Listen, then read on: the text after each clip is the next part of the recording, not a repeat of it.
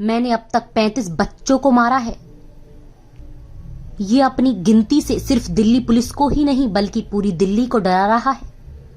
ये अपनी याददाश्त से दिल्ली हिंदुस्तान का सबसे बड़ा निठारी बना रहा है। 12 से शुरू हुई गिनती ये खुद 35 लाशों तक लेकर जा चुका है और आगे वही कह रहा है, जैसे जैसे याद आता जाएगा वैसे वैसे गिनती बताता जाऊंगा।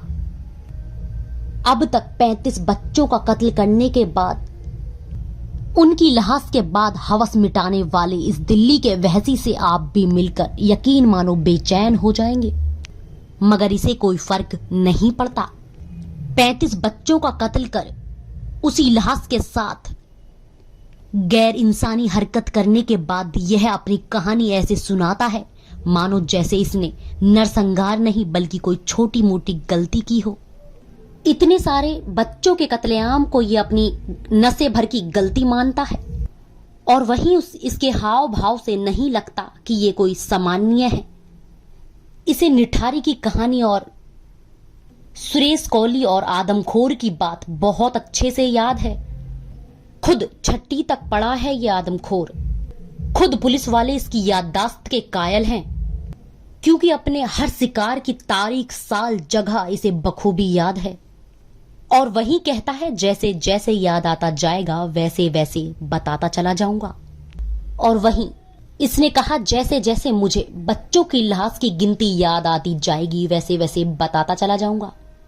वैसी इतना कि ये भी बोलने से नहीं हिचका कि अगर अपने परिवार या रिश्तेदार के बच्चों को कभी मौका मिला उन्हें उठा के मारने का, उनके साथ गलत काम करने का, तो मैं फिर भी नहीं चूकता।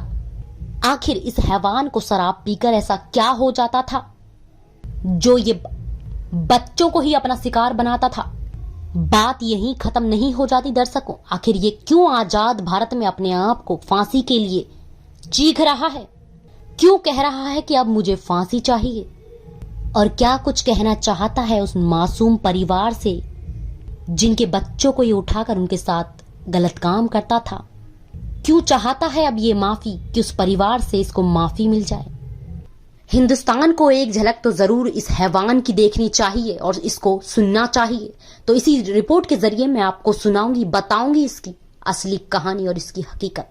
नमस्कार, मेरा नाम काजल लोधी। आज मैं आपको एक बार फिर ऐसी घटना से रूबरू कराने जा रही हूँ जिसे सुनकर आपके पैरों तले जमीन खिसक जाएगी और आपकी रूह कांप उठेगी और आप एक बार को जरूर ये सोचेंगे कि क्यों ना हम अपने बच्चों को पढ़ाई छोड़कर घर बिठा लें। जी हाँ, ये कुछ ऐसी ही घटना है।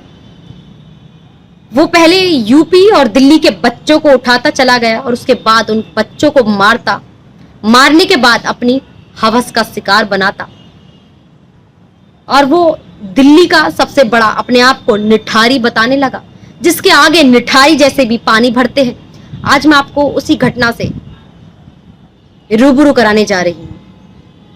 तो एक 25 वर्षीय युवक जिसको कहीं एक मूवी देखकर लत लगी और निठारी को पढ़कर लत लगी कि क्यों ना मैं भी ऐसा ही कुछ करूं। पहले उसकी जिंदगी सही चल रही थी। सन 2006 में उसने कुछ ऐसी मूवी देखी जिससे उसका दिमाग पलट गया और निठारी को फॉलो करना शुरू कर दिया जैसे निठारी करता था। तो ये भी ऐसे ही कुछ करने लगा। 25 वर्षीय युवक काम के बहाने से निकलता और निकलने के बाद में 300-400 रुपए कमाता। फिर अंधेरी काली रात में वो निकल जाता झुग्गी झोंपड़ियों की तरफ। माता पिता के पास में उनके बच्चे सोते रहते थे और वहां पर पहुंचकर उन बच्चों को वो उठाता, सुनसान जगह पे ले जाकर उनको मारता। अगर वो चीखते चिल्लाते या ये कहते अंकल हमें छोड़ दीजिए, हमें मम्मी पापा के पास जाना है, तो पहले उनको मार देता गला दबाकर या जैसे भी सुनसान जगह पर ले जाकर। और उसके बाद में इतना हैवानियत करता, उनके साथ में गंदा काम करता।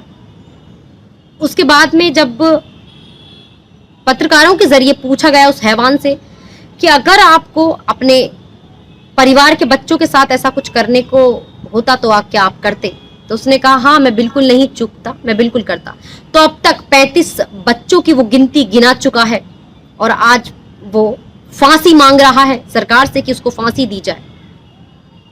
लेकिन गरीमत है कि इस सरकार ने अभी उसको देखा नहीं है, देख कर भी या तो अनदेखा कर रही है और ऐसे अपराधों को पनपने का रास्ता दे रही है ये सरकार। उम्मीद करती हूं इस खबर को देखने के बाद आप जरूर उस दरिंदे को फांसी की मांग तक पहुंचाएंगे और अपने बच्चों को ये सीख देंगे और इस खबर को अच्छे से सुनाएंगे, कई बार सुनाएंगे, जिससे कि वो बच्चे इस खबर को देखने के बाद में ऐसा कदम ना उठाएं या ऐसी जगह ना जाएं या ऐसे अंकल के कहने में ना आए। तो वो याददाश्त तो इस दरिंदे की देखिए, इस हैवान की हैवानियत तो देखिए।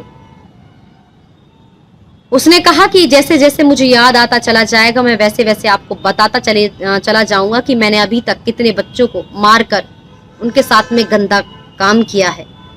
मेरी खुद की औलाद भी होती तो शायद मैं उसके साथ ऐसा ही करता।